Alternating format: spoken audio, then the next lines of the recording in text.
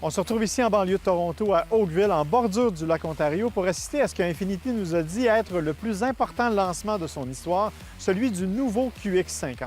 Bien sûr, il existe déjà, vous le connaissez, mais il n'y a pas tout à fait la popularité qu'on espérait. Or, avec cette nouvelle version, on pense que ce sera le véhicule le plus vendu de toute la famille. Il faut dire qu'on l'a complètement refait, c'est une toute nouvelle plateforme et c'est une mécanique absolument innovatrice qu'Infiniti nous propose sur ce véhicule qui se positionne dans un marché très concurrentiel. Il faut dire que les petits utilitaires sport de luxe sont très populaires.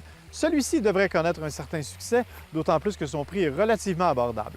C'est donc l'occasion pour nous d'aller tester toutes ces nouveautés sur les routes ontariennes et on aura l'occasion de vous donner plus de détails.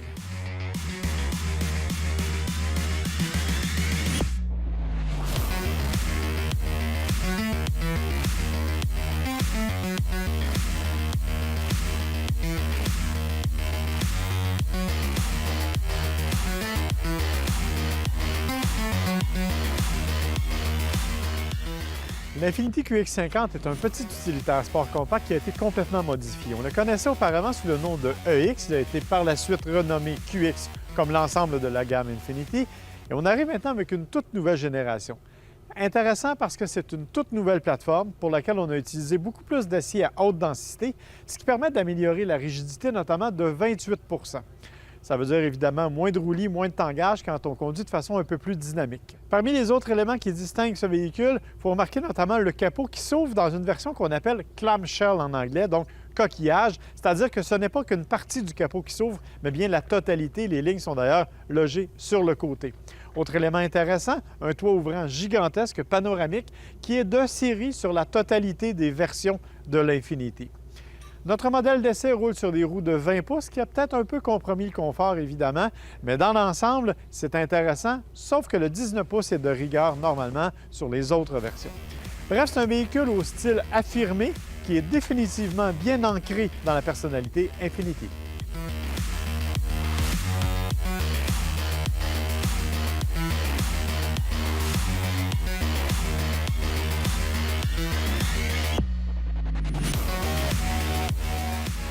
Côté motorisation, l'Infiniti QX50 est un peu particulier. Pourquoi? Parce qu'on a créé un tout nouveau moteur qu'on va appliquer sur d'autres véhicules.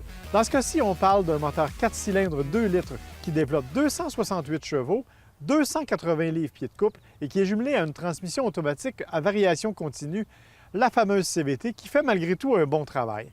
Le moteur est aussi très dynamique et très stable. Il faut dire qu'on a mis un support de moteur que l'on dit actif, qui permet donc d'annuler les vibrations. En fait, on a comparé ça un peu à vos écouteurs, qui sont les noise cancelling, qui annulent les vibrations du bruit. C'est la même chose au niveau des vibrations du moteur et honnêtement, pour ce qu'on a pu s'en rendre compte, ça fonctionne très bien. Là où il y a une vraie particularité cependant, c'est le moteur VC Turbo. Pourquoi VC? Parce que c'est Variable Compression, donc à compression variable. C'est le premier moteur au monde à utiliser cette technologie. Qu'est-ce que c'est? Bien, chez Infiniti, on nous a gentiment dit que c'était, par exemple, un athlète qui serait capable d'être à la fois un marathonien et un sprinter. On nous avait d'ailleurs amené 2 athlètes olympiques pour nous donner l'exemple. Mais c'est exactement ce qu'on a voulu faire avec ce moteur-là. Dans les faits, il s'agit simplement d'une bielle articulée qui fait varier le taux de compression selon les besoins.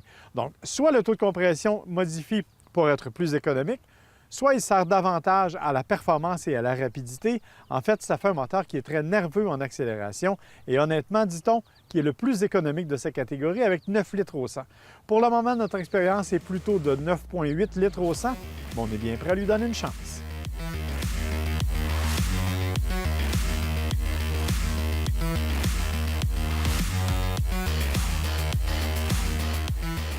C'est bien entendu dans l'habitacle et au volant que l'Infiniti QX50 fait le plus ses preuves. Il faut dire qu'on a travaillé fort pour faire quelque chose d'intéressant. Dans notre cas, on a une version qui n'est pas la plus élevée, qui est quand même tout en cuir, qui a une belle qualité de finition et des matériaux qui sont intéressants. Il y a bien sûr la version la plus élevée qui dispose de cuir particulièrement riche, des cuirs blancs ventilés sur les sièges qui sont absolument magnifiques. Il y a aussi des appliques en ultra suède bleu. J'avoue que ça fait un peu trop coloré cependant parce qu'on met du blanc, du bleu et du brun dans le même véhicule, mais dans l'ensemble, ça fait quand même un beau produit. Du point de vue ergonomique, il y a quand même des éléments intéressants, notamment les cadrans qui sont faciles à consulter et un affichage tête haute qui nous donne la vitesse à laquelle on circule, ainsi que différentes indications, notamment la navigation quand elle est activée, et les autres éléments qui vont avec le régulateur de vitesse intelligent. Pourquoi? Parce que l'Infiniti QX50 dispose aussi du ProPilot Assist, le fameux système du groupe Nissan qui fait une conduite semi-autonome, c'est-à-dire qu'il permet à la voiture de garder sa trajectoire en ligne droite entre les lignes, même si vous quittez le volant des mains pendant quelques secondes. Ce n'est cependant pas un système de conduite autonome, on le précise à nouveau, puisqu'au bout de quelques secondes à peine, la voiture va vous avertir, va lancer toutes sortes d'avertissements visuels et sonores pour vous rappeler de reprendre en main le volant.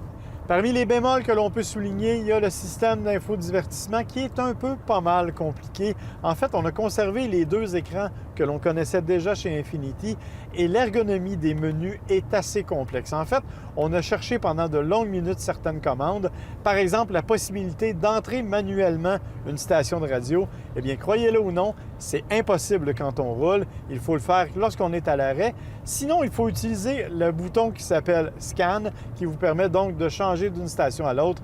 Mais quand vous êtes sur la radio satellite, que vous voulez passer de la 8e à la 160e station, vous êtes longuement distrait et ce n'est pas nécessairement une bonne chose. Au niveau de l'espace intérieur, il faut préciser que l'Infiniti QX50 est un des plus spacieux dans sa catégorie.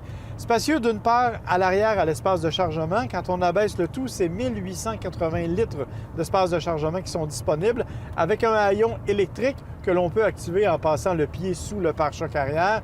On dit que ça fonctionne bien malgré les ratés des autres compagnies. On n'a pas vraiment eu l'occasion de l'essayer, mais on a eu droit à une démonstration qui effectivement a bien fonctionné.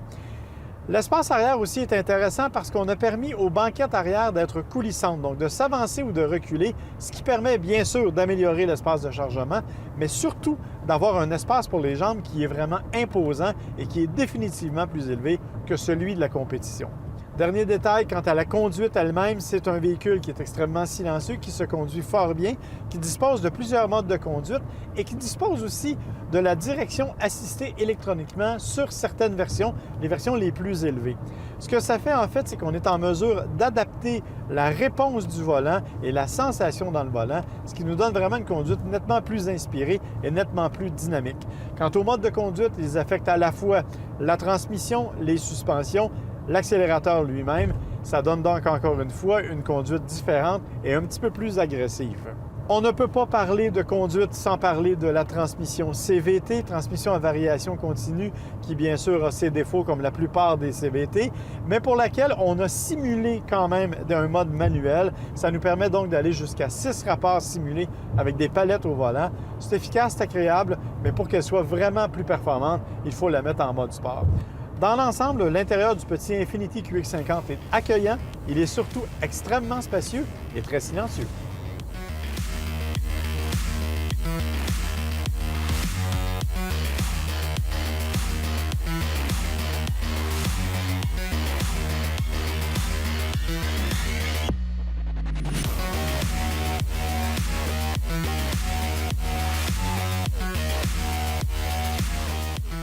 L'Infiniti QX50 est un véhicule qui m'a favorablement impressionné, plus que ce à quoi je m'attendais. En matière de style, c'est assez familier avec le reste de la famille Infiniti.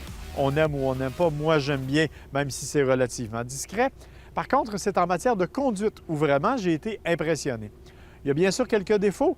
Les suspensions, par exemple, qui sont un peu plus sèches que ce à quoi je m'attendais pour un petit véhicule de luxe, mais malgré tout, c'est pas trop désagréable et on est capable, avec les différents modes de conduite, de les mettre en mode normaux, donc c'est déjà plus confortable. En revanche, la direction est intéressante, c'est la direction adaptative, donc on peut la moduler comme on veut. L'insonorisation de l'habitacle est vraiment impressionnante, on n'entend absolument aucun bruit de roulement. Et le confort, les sièges zéro gravité qui sont le propre de la famille Nissan, que l'on retrouve aussi dans cet Infiniti QX50. Il devrait être extrêmement populaire parce qu'il offre une gamme de prix qui est intéressante à partir de 44 790 $ pour la version de base. La version la plus élevée, 57 990 $. Elle est bien équipée, il faut le dire, et elle a un intérieur absolument unique, un intérieur blanc qui est superbe, qui vraiment distingue la voiture. Bref, c'est un petit véhicule qui devrait faire mal paraître certains de ses compétiteurs, d'autant qu'il est nettement plus abordable que certains d'entre eux.